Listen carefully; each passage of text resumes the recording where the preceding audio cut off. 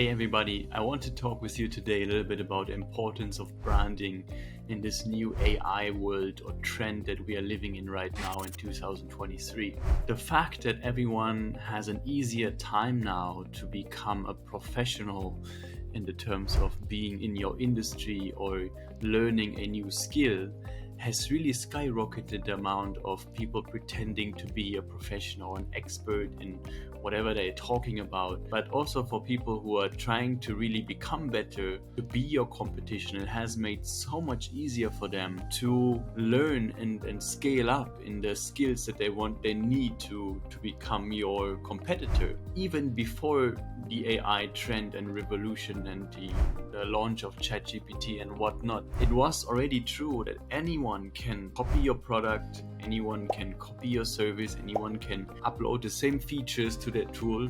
Services and products can always be copied. And that is why we for 10 years have been talking to our clients that at the end, the only thing that really differentiates you from your competition is your brand. And I know, especially from the guy that talks about branding all day long, this sounds like a sales pitch, but if you really think about it, right? Like Adidas, Nike, Puma, whatever is out there, they are all selling the exact same thing. And the only way that, people are Adidas fans and Nike fans is not just the design and not just the slogan, but also who do they partner with, right? Like what influencers do they use? How do they communicate? How does the store look like? How are they more like direct or indirect when they talk about their products? Do they use more like aggressive terms or softer terms? Are they inclusive? Do they talk like to women and men, the same thing? Like all these kind of things, right?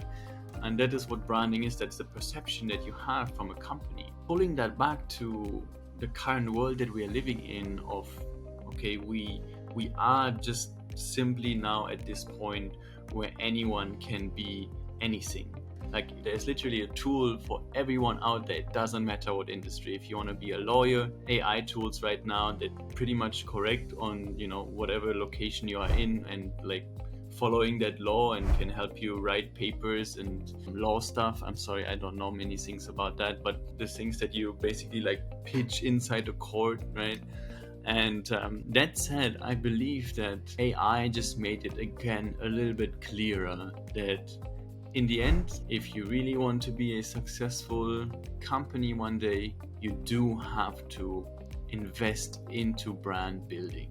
If you don't, and if you just keep talking about your product, if you keep doing Black Friday sales and you keep just featuring your tool and the features of it, there is a good chance that someone else will come or a tool will be invented where someone can replicate your entire product or service in just a few seconds. If you were a copywriter until now, you felt quite safe if you're doing pretty general work like Amazon product descriptions. That has gone out the window within a few weeks, right?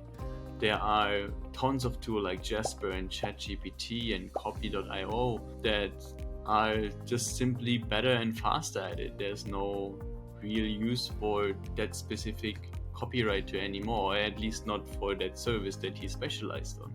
In conclusion, it is easier now for anyone to copy your product or your service. It has become so much easier for anyone to become and learn fast enough to scale up your competition. So at least spend 5, 10, 15, 20% of the income of the money that you're making and reinvest it into your brand, because brand is like an extra level of insurance, as Fabian Gerhalter puts it, right? You have to have your business and you're going to focus on that. Okay, you're going to focus on your business. Make sure you have a product first. Okay, if you have a great brand without a product, that's only semi-helpful. Figure out your product or your service. Make sure people want it, and then make sure you build a brand around it that is much more than just your product. Okay, one last example for you guys. A company becomes a brand when it evolves beyond just the product or the service. And one example is that Lego, right? Lego makes bricks, toy bricks for kids mostly, not anymore. And they've evolved to a company that makes shoes with Adidas, movies with whatnot, right? Shirts, fashion, entertainment parks. This is a company that sells plastic bricks, okay? But people love the entire idea of Lego so much that Lego said, okay, we can integrate this to other things so we can engage with our customers on a deeper level. We can find new customers and we can build an entire new product and ecosystem around it. And if you're able to do that, factories in China or other countries can copy your bricks and steal your instructions and build the entire same thing and sell it for half the price. But even kids that are 3 years old and adults will always understand the difference between fake and real Lego. And that is the power of branding.